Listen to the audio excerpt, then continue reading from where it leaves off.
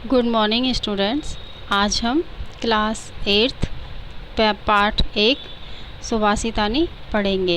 इसकी हिंदी है मधुर या सुंदर वचन। सुंदर बोलना, अच्छा बोलना।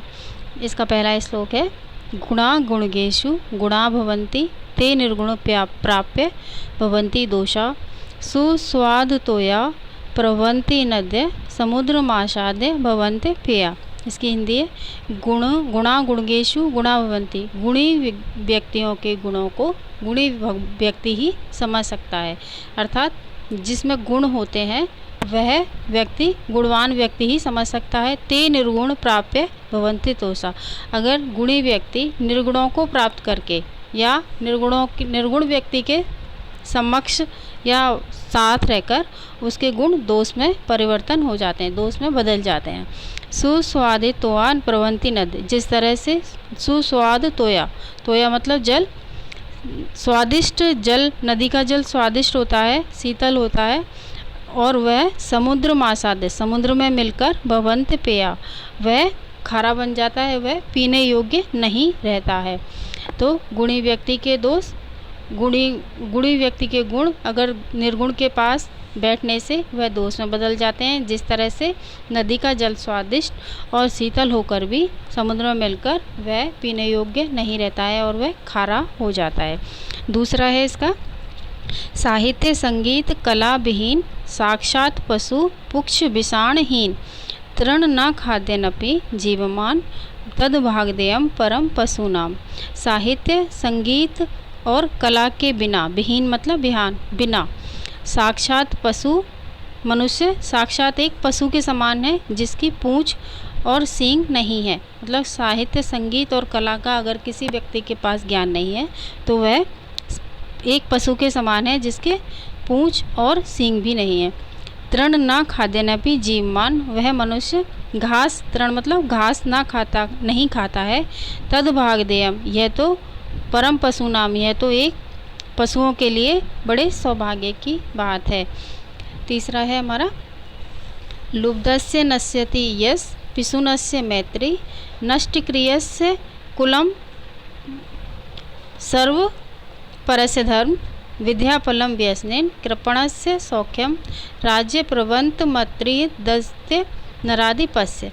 मतलब लुब्धस्य नश्यति यश, लोभी का यश नष्ट होता है, और पिशुनस्य चुगलखोर की मित्रता, पिशुनस्य मतलब चुगलखोर, मैत्री मित्रता।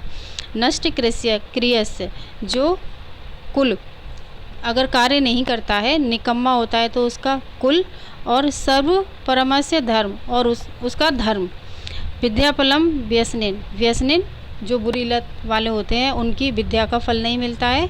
कृपणस्य सौख्यम, और कृपण का सुख, जो स्वार्थी होता है, और बुरी लत वाला कंजूस, कृपण मतलब कंजूस का सुख नष्ट हो जाता है। राज्य प्रमत्त मंत्री, अगर मंत्री बिना अज्ञानी होता है तो राज्य नष्ट हो जाता है। इसका कहने का अर्थ है कि लुब्धस्य नश्यति, जो लोभी होता है उसका कोई यश नहीं होता, कोई कीर्ति नहीं होती, उसे सम्मान नहीं मिलता। पिशुनस्य मैत्री, जो चुगलखोर होता है उससे मित्रता नहीं करनी चाहिए। नष्ट क्रियस्य, निकम्मे का कुल नष्ट हो जाता है, और स्वार्थी का धर्म नष्ट हो जाता है। विद्याफलम व्यसनेन, जो व्यक्ति बुरी लत में चला जाता है तो उसकी विद्या का कोई फल नहीं मिलता है। और कृपणस्य सौख्यम, कंजूस को कोई सुख नहीं मिलता है। और राजा का, अगर जिस राजा का मंत्री अज्ञानी है या कुछ प्रमत्त है उसका राज्य नष्ट हो जाता है।